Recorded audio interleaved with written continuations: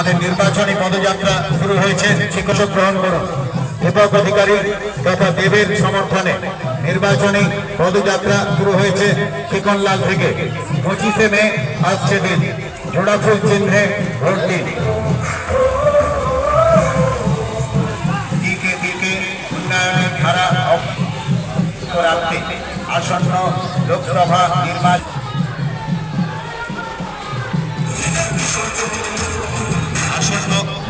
নির্বাচন উপলক্ষে নির্বাচনী পদসভা চলছে। শিকনলাল থেকে এই পদসভা যাবে বাবুচক বাজার।